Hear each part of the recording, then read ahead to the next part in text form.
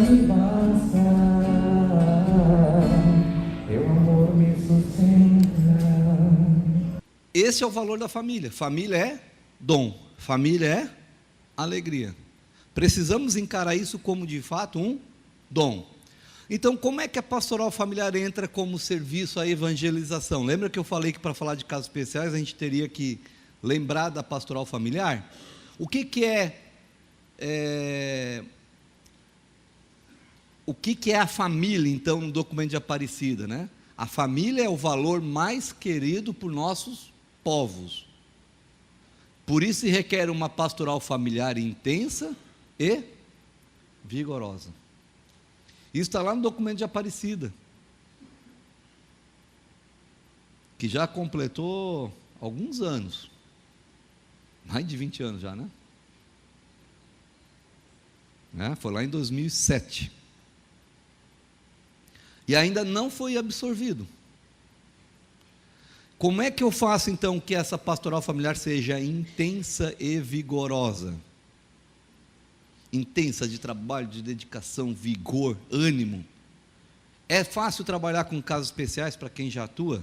Não, não é. Não é. Até porque não são temas muito agradáveis, né?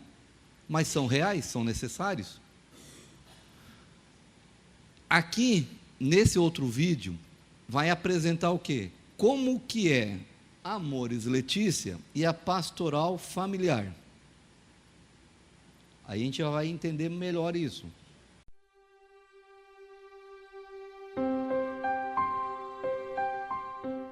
Já tem muitos anos, a igreja vem crescendo nessa maneira de evangelizar as famílias, a chamada pastoral familiar.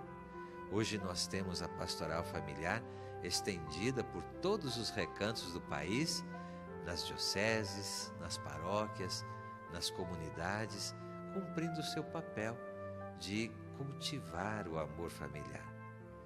Sim, mas agora, a partir desta exortação apostólica Amores Letícia, muda muita coisa na pastoral familiar.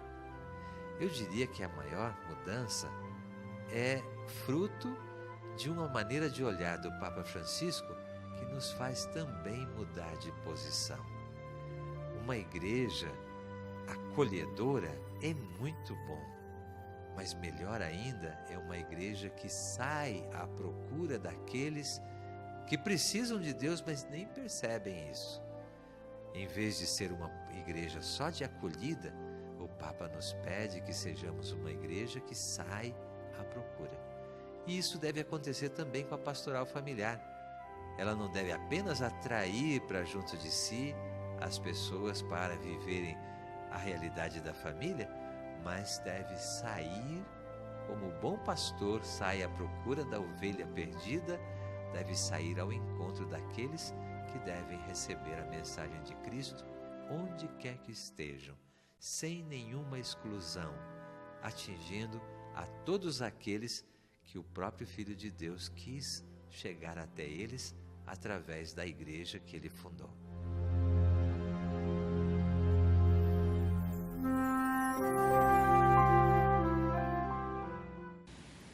E no finalzinho ele disse, não basta eu atrair aqueles para mim. Não adianta eu trazer gente para pastoral familiar e eu não sair. Até porque a pastoral familiar não é um movimento. O movimento vai trazendo e ficam ali, vão se reabastecendo, né? Mas a pastoral familiar, mais do que outra, tem que ser uma pastoral de saída. E ele trouxe a alusão ao bom pastor, que a gente vai voltar de novo. Está vendo como tudo vai se encaixando? É exatamente a essas pessoas que estão mais afastadas que nós temos que levar a mensagem, que é a tal da evangelização. E não aqueles que já estão conosco, que já estão na igreja. Esses já estão aí. E o que é então evangelização? Vamos ler juntos ali? Evangelizar é? Anunciar a pessoa de Jesus Cristo, sua vida e seus ensinamentos a todas as pessoas, com palavras e exemplos, é tornar conhecido de todos o Evangelho, a boa notícia isso é evangelizar. O que eu gostaria de chamar a atenção na parte da evangelização que normalmente esquecemos? O que eu estou circulando ali? Que a gente pode chamar de ação também. Não adianta só dizer que tem que fazer, eu tenho que ir lá e fazer. Eu tenho que dar o exemplo.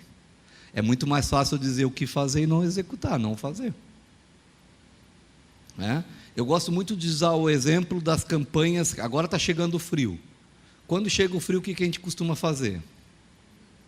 Campanha do quê? E o que nós fazemos daí com isso? Doamos para quem? Normalmente uma entidade que está arrecadando, até mesmo talvez aqui na cura, na igreja, na rádio, em qualquer lugar, não é isso?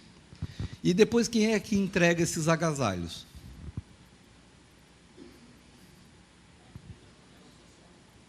Ou quem organizou, quem organizou aquela coleta, não é assim? Por um acaso, vocês já fizeram a experiência de vocês próprios fazerem a entrega disso?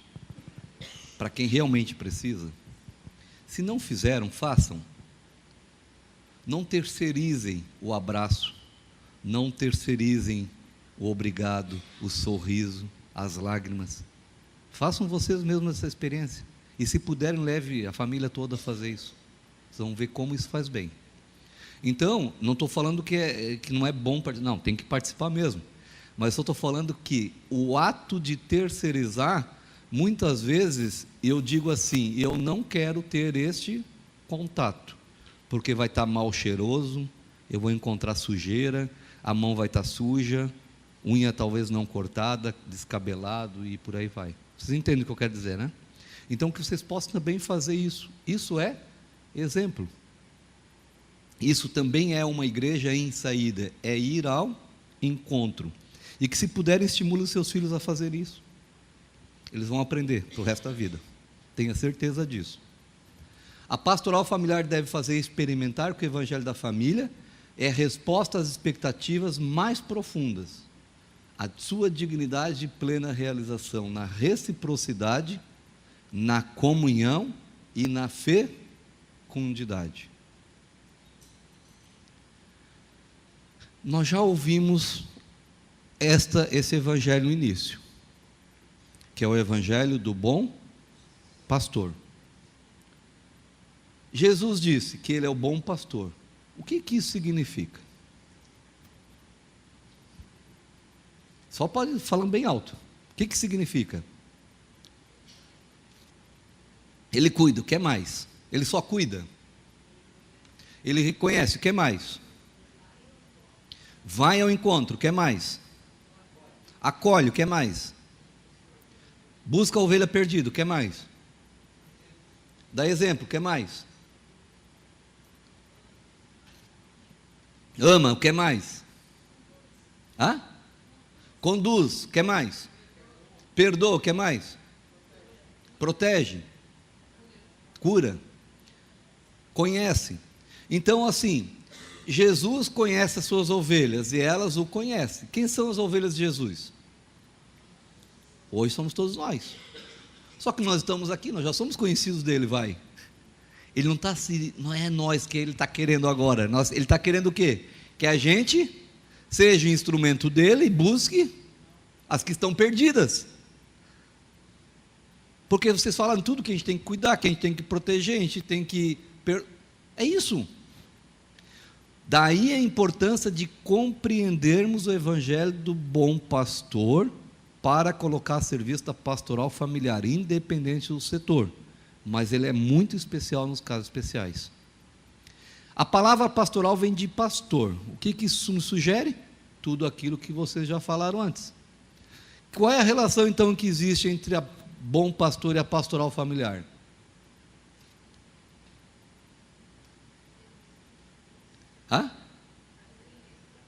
Fazer o mesmo trabalho. O que mais? Ser misericordioso, né? Então, quando a gente vem à missa, nós temos logo após a proclamação do evangelho a homilia, em que em tese deveria traduzir para a realidade aquilo que Jesus está nos falando. E por vezes ouvimos homilias vazias, que tu entra lá e sai sem nada, né? Então, é difícil colocar o evangelho em prática? É difícil ou é fácil? É difícil. E por isso que vai se repetindo, né? Pode ver, né? Às vezes a gente já ouviu, às vezes não, com certeza, a gente já ouviu o evangelho inúmeras vezes, mas hoje pode ser que desse evangelho do bom pastor, uma palavra, uma frase, puxa vida, agora eu compreendi. Mas não é que agora fez sentido? Mas e antes? Era um outro contexto. É assim que acontece, né? Então, nós temos que colocar em prática aquilo que Jesus nos ensina. Eu gosto de dizer assim, numa situação difícil, é melhor a gente perguntar, se o Jesus estivesse aqui no meu lugar, o que ele faria? Se você encontrar essa resposta, você não vai ter erro. Tenho certeza que não vai ter erro, né? Ainda mais se rezar para o Espírito Santo. Então, Jesus é o bom pastor. Por que ele é o bom pastor? Porque ele se ocupa de guardar e cuidar do seu rebanho com carinho e dedicação. Jesus não é um pastor qualquer, ele é o bom pastor. Ele não é um qualquer, ele é o bom pastor, né? Por isso Jesus se sacrifica pelas suas ovelhas e chega até mesmo morrer por elas. Será que eu estou disposto a morrer por alguém? É importante a gente também pensar nisso, né? Nós somos as ovelhas de Jesus, o seu rebanho, o rebanho de Jesus é muito grande.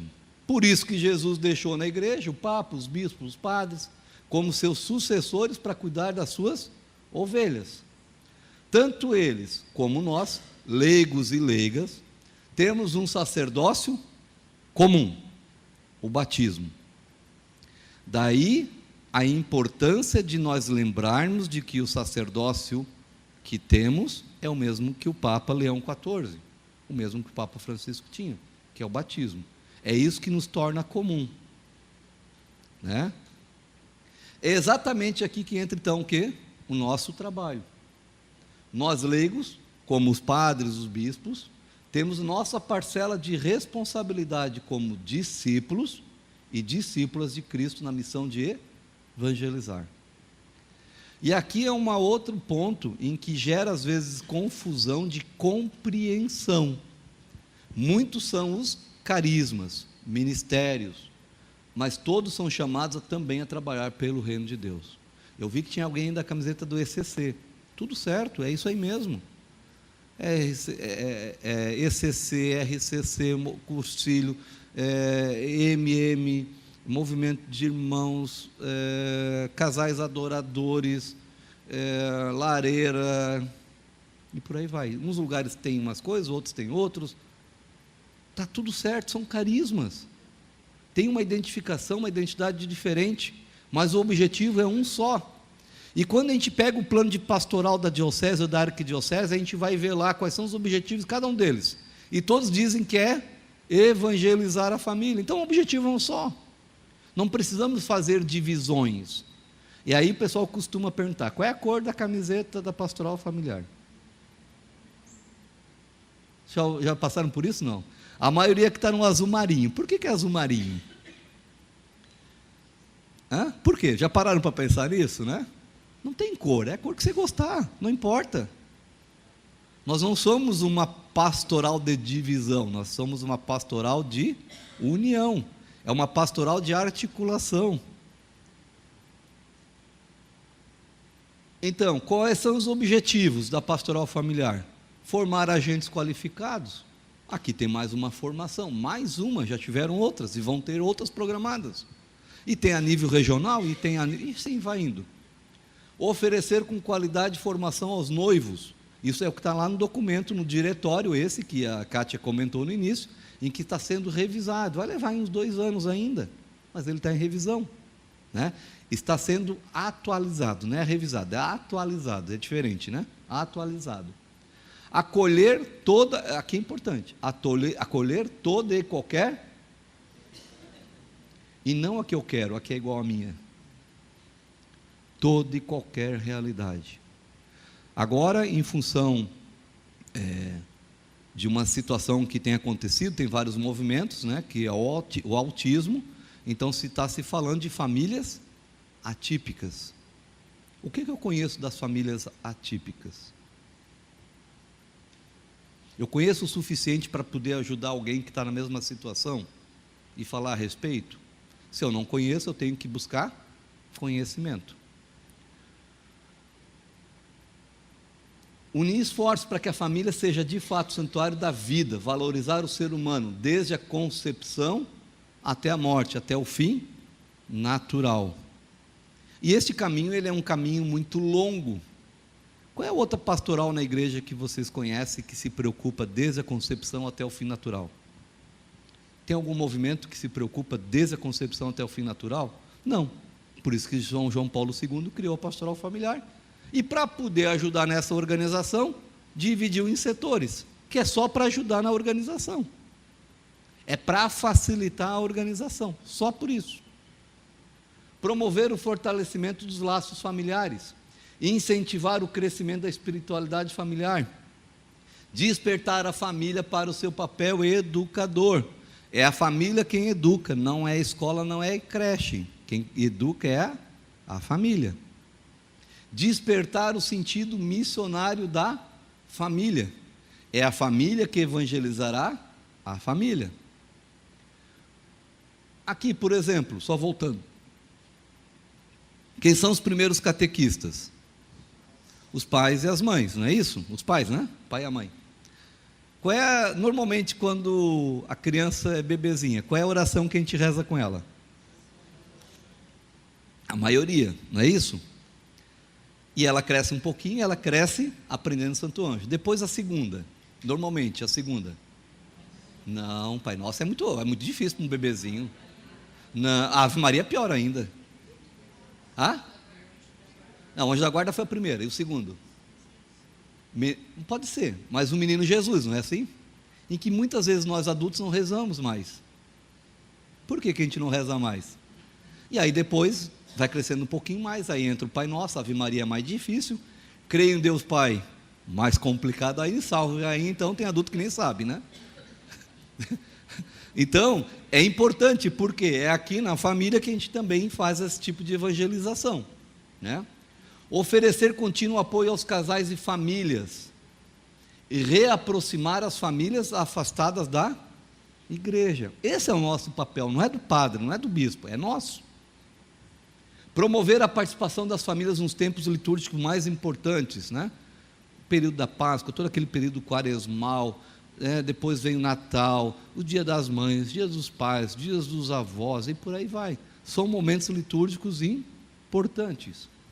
Prosseguir na articulação e na busca de apoio dos integrantes dos movimentos que eu citei, serviços e institutos familiares, na promoção e defesa da vida. Aqui tem uma comissão, né, de defesa da vida. Gente, não importa se esse serviço é ligado ou não à igreja, o objetivo é o mesmo. É nós como leigos que temos que atuar no mundo, não é o padre e o bispo, é nós como os leigos, né? Alguém aqui participa é conselheiro de política pública em algum conselho municipal? Qual conselho? É de saúde? Alguém mais? Teve uma campanha da fraternidade que falava fraternidade e, tempos atrás, uns 2, 3 anos atrás, acho, 3 anos, fraternidade e políticas públicas. Tá, mas espera aí. Eu não vou entrar nisso aí, porque isso aqui é do partido A, B, C. Gente, não entre nessa esfera de discussão. Política pública é política para nós, para as nossas famílias, em que se nós não estivermos lá participando, vai entrar coisas ou vai acontecer coisas que a gente depois vai se lamentar. Hoje participo em 3 cidades, entrou mais um agora. Eu participo em 3 cidades como conselheiro de política pública. Eu participo em 3 cidades em 4 conselhos. Conselho do Meio Ambiente, Conselho da Habitação e Conselho das Cidades. Mas o que isso tem afeta? O que isso faz para mim? Procurem depois entender o que é um conselheiro de política pública. Qual vai ser o tema da campanha da fraternidade do próximo ano? Alguém já sabe? Fraternidade e habitação. Bobagem isso? Claro, nós temos a nossa casa, para nós é bobagem. E para quem não tem? Vocês entendem onde eu quero chegar? Então a gente tem que realmente ficar atento, porque é isso, é uma articulação. Lá eu estou sendo igreja, porque é meu papel como leigo. É a minha missão de batizado, atuar no mundo. Então, sendo igreja lá. Só para vocês terem uma ideia, tem um conselho agora da habitação, que foi bater na porta da nossa diocese, para uma reunião com o bispo, e pedindo a indicação de 3 conselheiros para participar do conselho de habitação. O bispo ficou todo feliz, porque ele já viu que o ano que vem vai ser o tema fraternidade e habitação. Aí foi indicado o conselheiro da pastoral familiar, para representar a pastoral familiar no assento do município de Tubarão, pastoral da criança e a pastoral do migrante, que inclusive é aceito pela Caixa Econômica esse tipo de pastoral ter esse assento no conselho de habitação, que é para falar de habitação não para quem tem casa, mas para aqueles que não têm. Então esse é o nosso papel. A pastoral familiar, então, tem atividades básicas: promover e defender a vida e a família, promover e impulsionar o matrimônio, empenhar-se na transformação da sociedade, eu trouxe alguns exemplos, cooperar com as demais pastorais, movimentos e associações no serviço de evangelização. Então, aqui é um resumão de quais são as atividades básicas. E aí vou trazer mais um áudiozinho.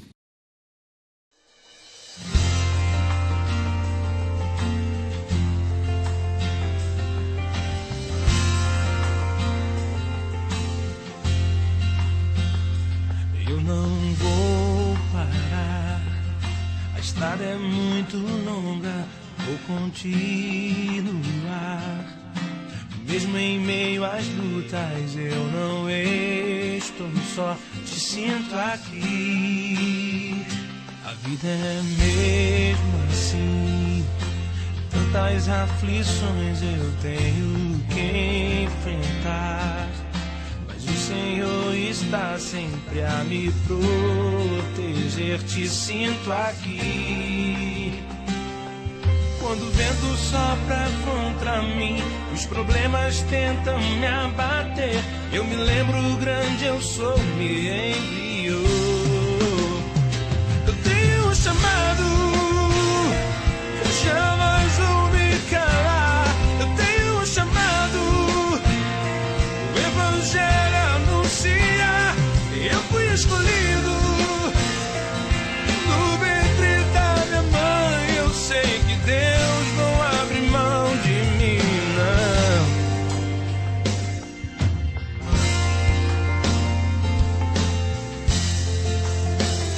A vida é mesmo assim, tantas aflições eu tenho que enfrentar, mas o Senhor está sempre a me proteger, te sinto aqui. Quando o vento sopra contra mim, os problemas tentam me abater, eu me lembro o grande eu sou, me enviou. Eu tenho um chamado, eu jamais vou me calar. Eu tenho um chamado, o Evangelho anuncia, eu fui escolhido no ventre da minha mãe. Eu sei que Deus não abre mão de mim, não. Há muito pra falar,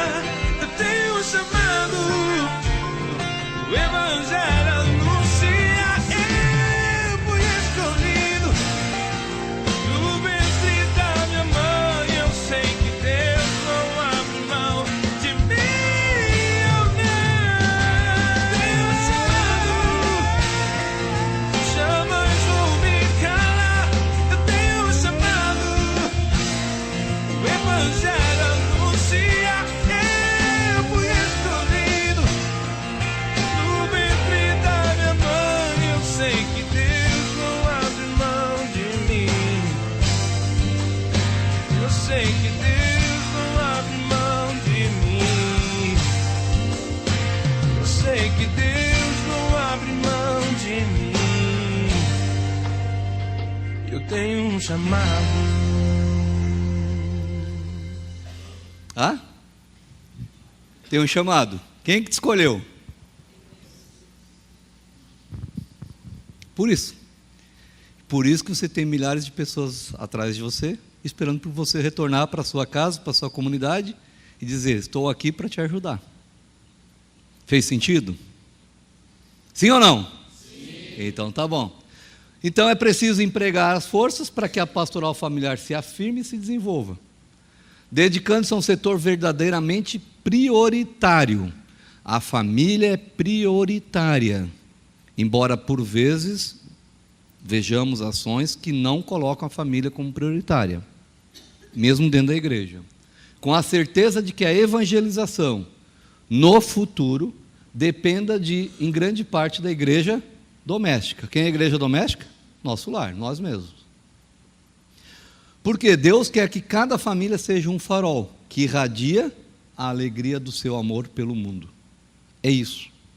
Ser sal da terra e luz do mundo.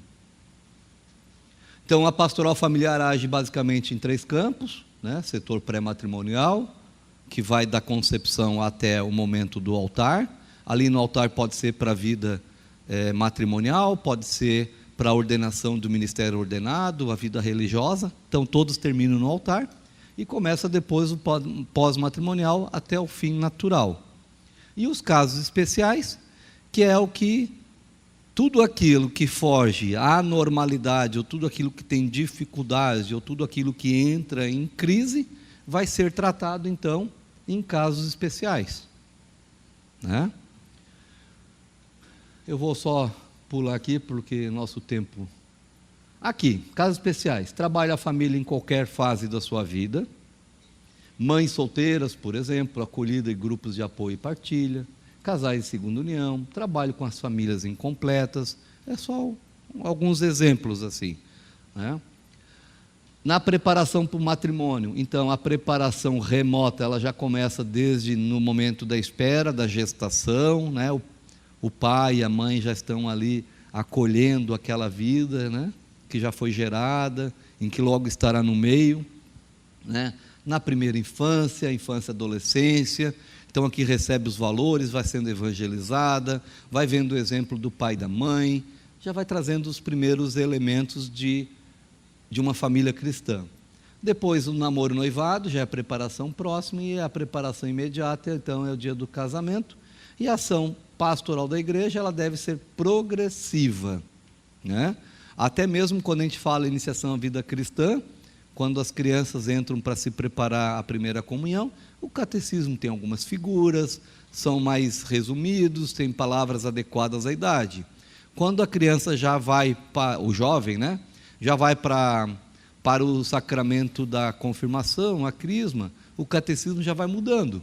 E quando chega o nosso, é um calhamaço, sem nenhuma figurinha. E que todos nós precisamos ter. Porque a família também precisa ser evangelizada, mesmo na sua fase adulta. E ela tem resposta para tudo, né? Aqui só um exemplo da ação integrada, né? Quando a gente fala de construir, né, um itinerário com valores humanos e cristãos, eu vou contar com toda a força viva que existe na igreja, com um único objetivo, né? Não tem outro objetivo. Aqui é uma dinâmica, então o setor pré, ele inicia, vai para o pós, depois tem uma continuidade. Em certos momentos ele tem paralelismo. Exemplo, batismo. O batismo em si está dentro do setor pré, mas a preparação dos pais para o batizado está no setor pós. Não importa, não tem problema de ser paralelo, está tudo certo. Não precisamos nos preocupar com esse tipo de divisão. O mais importante é a ação. Mas tudo isso é cíclico. E aqui eu gosto bastante disso aqui, né?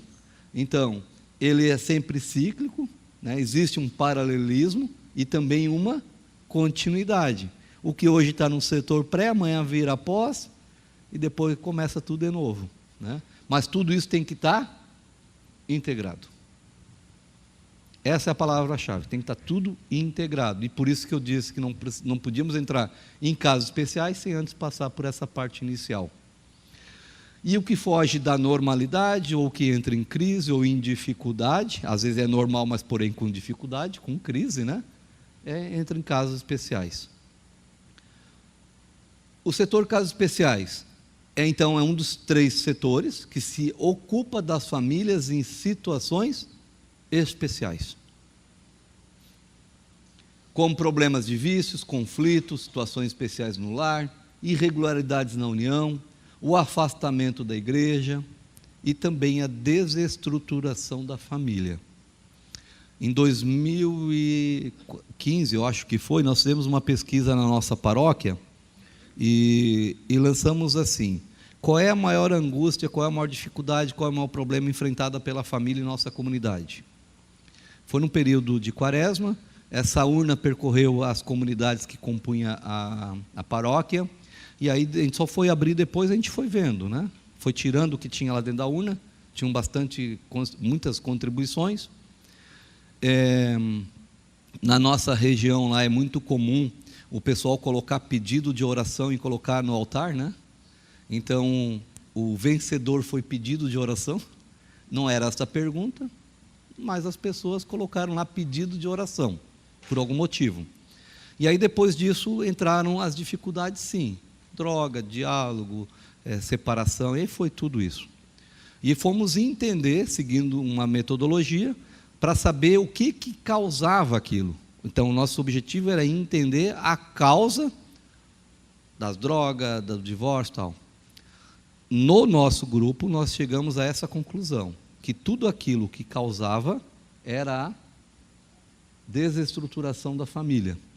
Então, a desestruturação da família leva a todo o restante. E o que está faltando para isso? A fé.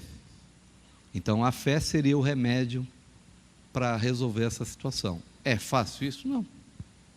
Porque como é que tu vai colocar essas ações em prática? Mas é só para vocês irem pensando. Então, a pastoral familiar consagra especial atenção ao atendimento dos casos especiais, tendo sempre em mente, na implementação de suas ações pastorais, as normas, as orientações do magistério da igreja relativas à santidade do matrimônio e da família, guiando-se pelos princípios da verdade, e qual é o último? Eu nunca posso esquecer da misericórdia. É inseparável. Se eu não lembrar da misericórdia, se eu não lembrar do bom pastor, eu não vou conseguir atuar nesse setor. Está aí escrito. O empenho pastoral mais generoso, inteligente e prudente, na linha do exemplo do bom pastor, é pedido para aquelas famílias que muitas vezes, independente da própria vontade ou pressionadas por outras exigências, se encontram em situações objetivamente difíceis. Jesus disse: não são os que estão bem que precisam do médico, mas sim os doentes. Vamos ler os outros? Eu não vim chamar os justos, mas os pecadores, a ovelha perdida, o filho pródigo, a samaritana, o bom pastor, o bom samaritano, a mulher adulta. E tantas outras passagens nos iluminam nessa questão. Então, para mim entender muito, mas muito bem o que é casos especiais, é importante a gente levar em consideração essas passagens bíblicas. E como falta esse entendimento dessas passagens bíblicas. E hoje a gente vê cada vez mais nossos irmãos, irmãs, e até alguns do clero apontando o dedo, julgando. Não sei se aqui acontece isso, lá em Tubarão, né, Simone? Acontece bastante. Mas a gente tem que levar em conta essas passagens bíblicas. Né? Então concluímos que Cristo não nos abandona, nenhum de seus filhos, porque todos têm o mesmo direito de salvação. E por isso precisamos dar atenção às famílias em situações difíceis. Aqui alguns documentos que nos ajudam a entender. Familiares Consórcio, documento Aparecido, o próprio Diretório da Pastoral Familiar, Amores Letícia, aqui eu não atualizei, era este livrinho, agora ele também está atualizado, né? Agora ele tem uma outra cor, ele está agora, ali era na época do João Paulo II, então esse aqui substitui aquele escurinho ali, né? Então aquele está atualizado agora com o Papa Francisco, né? E depois tem mais um outro documento com algumas questões específicas dos casos especiais. Então, a primeira e mais importante inquietação do Agenda Pastoral Familiar, geralmente é o que e como fazer esse tipo de trabalho. É assim ou não é assim? Essa é uma inquietação, né? É importante entender um pouco sobre as causas básicas. Lembra que nós falamos que não podíamos ficar na superficialidade, logo no início? Eu preciso entender um pouco das causas básicas. Quase sempre teremos causas internas à pessoa e à família, e causas externas, de natureza política, econômica, social e até mesmo cultural. Ficou claro? Então eu preciso entender um pouquinho mais em profundidade. Quais são as causas? Uma delas é interna, que é referente à pessoa, à família, e outras externas. Alguns exemplos. Causas internas: individualismo. Externa: falsos valores. Faz sentido? Tem relação? Fechamento. Externa: deficiência do sistema educacional. Incapacidade de escuta, má distribuição das riquezas e por aí vai. Falta de perdão. Superioridade, diferenças intelectuais, culturais de posses, doenças e por aí vai. As externas, já comentei aqui, falsos valores, deficiência do sistema educacional, má distribuição das riquezas, mau uso dos meios de comunicação social, incentivo ao alcoolismo, diferenças de maturidade religiosa, de educação e de cultura. Então, são algumas dessas causas em que, se eu for analisar, eu posso estar encontrando e, de repente, dar um remedinho, né? A Cris trabalha na área de educação, né? Se eu estou com uma dor, eu tenho que tratar. Educação, saúde, desculpa. Eu estava usando, troquei o... Se tiver uma dor, não tem que tratar aquela dor? Tem que tratar aquela dor. Eu trabalho com consultoria de gestão de empresa. Eu chego lá no cliente e diz assim: o que aconteceu da semana passada para cá? Aí aparece uma coisa nova. Aquilo está incomodando ele na empresa. Não adianta eu avançar com aquilo que estava programado. Eu tenho que tratar aquela dor dele naquele momento, que é uma coisa nova que apareceu. Então, eu preciso entender um pouco da causa para tratar aquela dor. Essas causas acarretam maus relacionamentos que refletem no distanciamento da vivência prática dos valores evangélicos. Daí a gente começa a ficar revoltado, porque isso, porque Deus, não sei o quê, e aí vai, né? Então, são essas as causas. Então, a pastoral familiar precisa estruturar bem e fazer funcionar com eficiência o setor de casos especiais. Nesse sentido, é conveniente que o setor contenha 3 subsetores. Não é para criar isso como sendo uma secretaria, tá? Não, pelo amor de Deus, não é gaveta. É só para a gente entender, para a gente compreender. Os da família em situações conflitivas, as das famílias em situações irregulares e o das famílias em situações especiais. Só para a gente compreender esta organização. Famílias em situações conflitivas, quem são? São aquelas que se encontram em circunstâncias de sofrimento ou risco causada por motivos alheios à sua vontade. Tais realidades, em geral, não são permanentes e podem ser revertidas. Isso se forem acolhidas e receberem ajudas específicas. Nós fomos assessorar um retiro de um movimento que era só de casais, e naquele dia, uma das participantes chegou na Simone e disse assim: o meu marido isso, estou percebendo isso, será que tem como... Vocês entendem, né?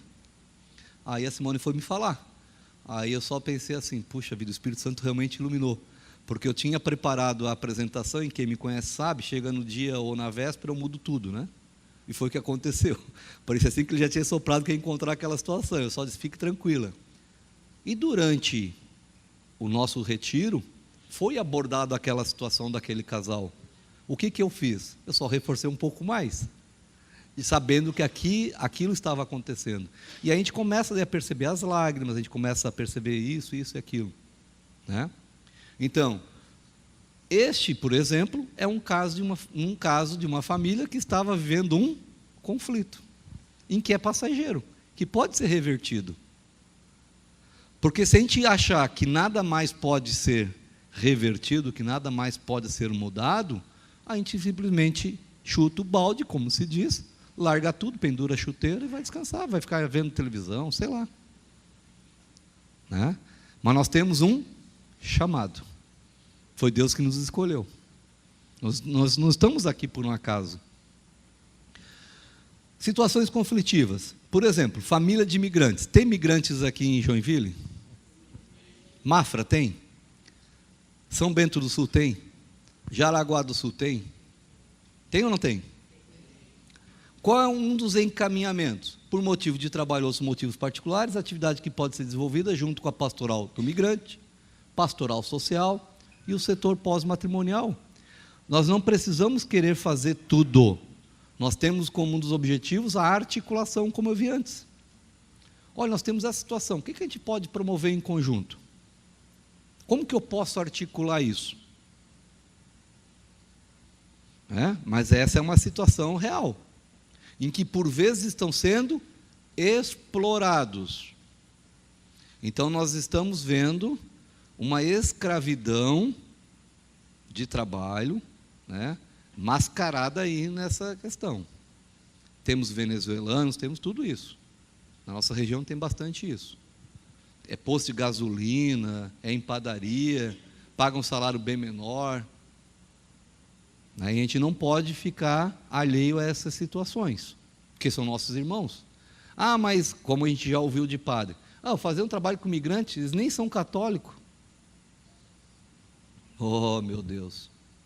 Precisa explicar alguma coisa? Não, né? Mas a gente já ouviu isso. Tá? E às vezes até o bispo. Como já aconteceu que nós já ouvimos também. Eu estou falando porque já ouvi, então... Famílias daqueles que são obrigados à ausência longa. Entra em famílias conflitivas. Exemplo, militares itinerantes de todo tipo, família dos presos, os fugitivos, desertores, exilados, pescadores, caminhoneiros. Tem caminhoneiro, tem na família caminhoneiro que viaja, fica 3 meses fora. E o que acontece com a família com esses 3 meses fora? Por vezes ele arruma outra família, né? E a família de quem está preso? Nós temos exemplo na nossa família. Eu tenho um primo que está preso por questão de tráfico de droga. Como se não bastasse um filho, botou outro no mundo. Aí a mulher dele, desse outro, também foi presa. Agora está solta. E a minha tia que está com a guarda da criança, está lá cuidando. E aí? Então eu não posso dizer que isso acontece na família dos outros. Então, a situação deles, eles acabam se privando de participar de algumas coisas de família. Por quê? Porque ficam com vergonha, porque não sei o quê, com medo de que alguém me pergunte sobre o primo. Vocês entendem isso? Então, isso como é que eu me coloco como bom pastor? Como é que eu faço? É difícil, mas eu tenho que me colocar nesse lugar, né? Então, esse é um conflito. Famílias que vivem praticamente marginalizadas nas grandes cidades, aquelas que não têm casa. Eu não sei como é que, eu não lembro aqui de Joinville, eu não sei se é que tem favelas, pessoas morando famílias morando embaixo de papelão. Eu e a Simone, nós já moramos em São Paulo, capital, lá tem muito disso. E depois que a gente mudou para Santa Catarina, eu tive a oportunidade de ir lá nessa região e mandei uma foto para a esposa, mostra para os nossos filhos. Para quê? Para eles não esquecerem daquela realidade. É só para não esquecer. E eu faço isso também com a nossa neta. Não quer comer isso, não quer comer aquilo. Querida, tem tanta criança que não tem o que comer. Aí eu mostrei para ela uma vez, eu vou te mostrar o que é a foto de uma criança que não tem o que comer. Ela ficou apavorada. Aí agora eu digo, tu quer que eu mostre uma foto? Não, eu vou. Ué, mas eu preciso dar esse choque de realidade. Então, por vezes, de novo, O ano que vem vai ter a campanha da fraternidade, fraternidade de habitação. Ah, bobagem. Não, gente, vamos pensar nisso aqui, ó. É aquele que não tem. Se Jesus estivesse aqui, será que ele não estaria trabalhando por aquele que não tem a casa? Conosco está tudo certo, nós temos... que dia frio. Agora a gente fala, eu gosto do frio. A semana eu digo, eu também gosto. Só que agora eu já mudei. Eu gosto, claro que eu gosto. Mas eu tenho um lugar quentinho, tenho uma boa coberta, tenho um bom... E quem não tem? Famílias incompletas ou monoparentais. Essa atividade pode ser desenvolvida, por exemplo, com o setor pós. Famílias com filhos deficientes ou drogados. E famílias de alcoólatras, os alcoolistas. Essa atividade pode ser desenvolvida com entidades para recuperação de dependentes químicos, pastoral da sobriedade, setor pós-matrimonial e por aí vai. Pois não. Balé Bolshoi, né? Então vem gente de tudo que é canto desse país. E tem muitas famílias que vêm a metade da família. O pai mora numa região lá do Nordeste, vem só a mãe com o jovem. Ou então tem a situação que tem um município no Nordeste que alugou uma casa aqui grande e abriga diversos jovens. E aí tem pessoas que trabalham nessa casa. Então, assim, esse trabalho do Balé Bolshoi é muito legal, bacana. Eu acho que é uma coisa assim que dá uma visão para Joinville, mas também traz situações que a gente tem que olhar com carinho para isso. Porque eles despertam muitas questões sociais e muitas questões de saúde também. Que às vezes vêm famílias inteiras, todas fragilizadas, porque não vêm, às vezes, completas. Né? É de se pensar nisso também. Por exemplo, a guerra da Ucrânia e na guerra da Ucrânia, né? Esses dias, acho que foi o Globo Repórter, não sei, que exibiu a matéria onde uma menina, uma moça, uma jovem ucraniana, largou o país lá, porque achou que ia morrer e tudo, e veio parar no Paraná. E aí eles promoveram o reencontro com a mãe, né? E o irmão. Foi no Luciano Huck, né? É isso. Vocês viram então isso, né? É isso. E quantos outros casos? Isso foi exibido pela TV. Né? E quantos outros casos? Como exemplo dos haitianos, venezuelanos e por aí vai. E quantos de nós, às vezes, também somos forçados por algum motivo a sair de nossos lugares por conta de um trabalho ou de uma busca de uma vida melhor e também vamos por aí e passamos por apertos, por situações difíceis. Isso também tem que ser levado em consideração. Né? Mas é bem isso. Então, essas são exemplos de situações conflitivas. Famílias desenraizadas do seu ambiente familiar, social e cultural por motivos políticos ou outras razões, acabei de falar. Famílias ideologicamente divididas. Vivemos recentemente uma polarização política por conta de partido A e B. Quantas famílias se dividiram por conta de posicionamento político? Nesses casos, há necessidade de um particular cuidado pastoral. Antes de tudo, é preciso, com discrição, manter um contato pessoal com tais famílias. Essa atividade pode ser desenvolvida em conjunto com as pastorais sociais, iniciação vida cristã, setor pós. Claro, isso tudo depende de cada situação. Né? Famílias que dificilmente conseguem ter um contato com a paróquia. Tem isso? Não. As paróquias estão cada vez mais... O atendimento está cada vez mais distante, está sendo profissional, está sendo quase aquele caso, diz que aliás, se mandar o WhatsApp para o telefone da paróquia lá, tem lá, número 1 para falar não sei o quê, tudo mensagem automática, né?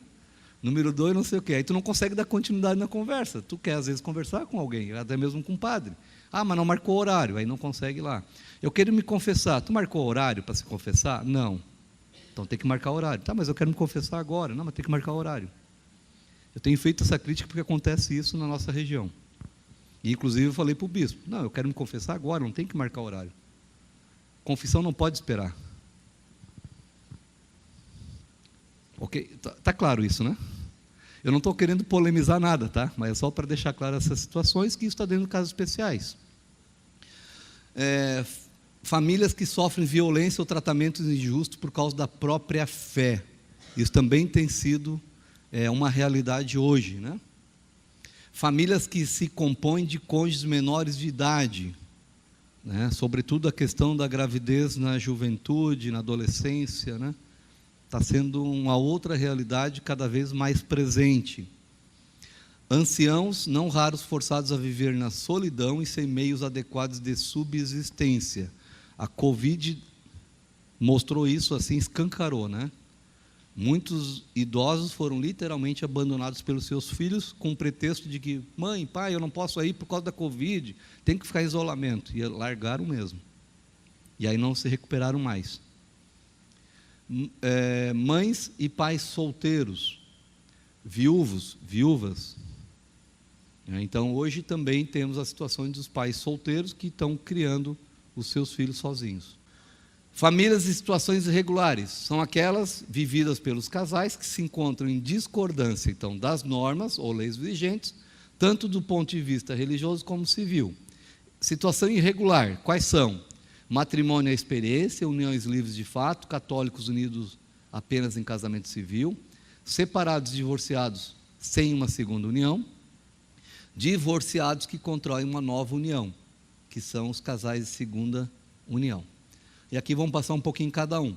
Matrimônio à experiência, né? É aquela entre dois batizados, em que não pode existir senão um matrimônio dissolúvel, né? Então, eu posso me casar, mas não me caso, são dois batizados, né? Está ali, experiência, se der certo, deu certo, se não der, cada um vai para a sua casa e está tudo certo, né? Detalhe, por vezes nós próprios falamos isso para os filhos, ou para alguém da família. Vai lá e junta a escova de dente, se não der certo, depois cada um vai para a sua casa e pronto. Cuidado para que isso não é algo de quem é agente da pastoral familiar, esse tipo de incentivo, né? Uniões livres de fato, sem nenhum vínculo institucional, sem intenção de estabelecimento de um vínculo institucional. É um outro caso de exemplo, união livre de fato. Católicos unidos apenas no casamento civil, né? Tem todas as possibilidades de casarem-se na igreja, mas não fazem, sei lá por qual motivo. Então, o Papa Francisco, no Amoris Laetitia, vem incentivar a nós, agentes de pastoral, a identificar estes casos e, em sendo possível, que eles sejam inseridos num processo de discernimento vocacional através da preparação para o sacramento. E por isso mesmo que a gente está vendo inúmeros casais que já estão casados há 15 anos, 20 anos, 25 anos, agora fazendo a preparação para o sacramento do matrimônio, na metodologia personalizada. E aí a gente faz um alerta. Não é porque eles já estão vivendo juntos há 20, 25 anos, ou 15, ou seja lá o que for, em que o padre pode dispensar ele de uma preparação adequada, de forma alguma. Porque nós preparamos os noivos por essa metodologia desde 2016, a gente pode afirmar de que, por vezes, eles não estão preparados para o sacramento. Eles estão vivendo uma vida de casados e tudo certo, mas não para o sacramento. E já na preparação ajudou eles a resolver crises, situações que eles estavam enfrentando, própria de quem já tem esse tempo de caminhada matrimonial. E eu fiz um alerta, inclusive, ao bispo, que ele avisasse ao clero de que não dispensasse esse grupo, né, de pessoas que já têm essa vivência marital da preparação dos noivos, e nem dos viúvos. Viúvo e viúva também têm que fazer o mesmo processo de preparação. Ele é mais exigente, porque, além de ser um novo matrimônio, eles ainda trazem consigo o falecido ou a falecida, filhos, filhas, genros, noras, netos, é um problema à parte. Então, porque teve caso na nossa paróquia, o padre, quantos anos ficou casado? Fiquei 30 anos, ficou 35, o viúvo é viúva. Não, então nem precisa, né? Casaram, ficaram 5 anos namorando, ficaram casados 1 mês, aí depois foram lá para a Câmara Eclesiástica, eu fui atender eles, ela. Eu disse, mas e como é que foi a preparação? Meu filho, não teve nada, o padre disse que não precisava, conversou lá com nós 15 minutinhos aqui, e casamos, e agora, e o que você está fazendo aqui agora? Não deu certo. Namoraram 5 anos, já idosos. Aí ficaram um mês casados, não deu certo. Mas por quê? Faltou toda a preparação. E aí eu fui entender. E é onde eu estou falando isso para vocês. Entra esses outros elementos. Né? Então, isso também é um fato que precisamos ter atenção. Os separados divorciados sem uma segunda união, então, são aqueles em que o casamento não deu certo, se divorciaram, não teve mais nenhuma possibilidade de reconciliação. Um vai para um lado, outro vai para o outro, pode ser que algum deles continue ainda fiel ao sacramento, aquilo que prometeu. Eu tenho uma prima que é assim, né? Hoje ela é catequista, isso e aquilo, tudo mais. E ela não casou novamente, porque ela entendeu que ela tem que estar fiel. Ela não está, ela está apenas neste caso, mas ela não tem uma nova união.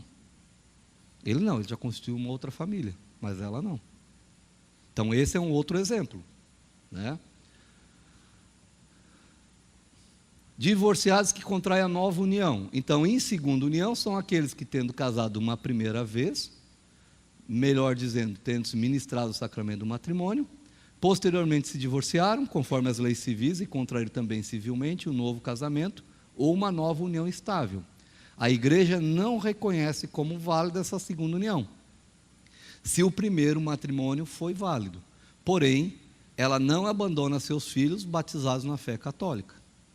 E o Papa Francisco trouxe isso muito claramente no Amoris Laetitia, que a gente já vai trabalhar sobre isso daqui a pouco. Então, aqueles casais em que vivem hoje uma segunda ou uma outra união, eles têm que ser convidados e estimulados a verificarem se eventualmente não é uma situação em que pode ter, de repente, uma nulidade declarada. Então, nos cabe isso. Qual vai ser o desafio? É quando essa nulidade já é percebida que não é possível de ser declarada. E aí, aquela união, como é que vai, o que vai acontecer dali para frente? Como é que eu vou fazer com que aquele casal entenda aquela situação, que é uma situação irregular, e como é que ele vai viver perante os olhos da igreja, ou aqui dentro da igreja como católico? Mas aí não podemos esquecer que Deus é misericordioso, está aqui, em que nós precisamos o quê? Não abandonar nenhum de seus filhos. Aí volta aquela pergunta, como que eu acolho, acompanho, faço discernimento e integro? É isso que a gente vai avançar. Está claro?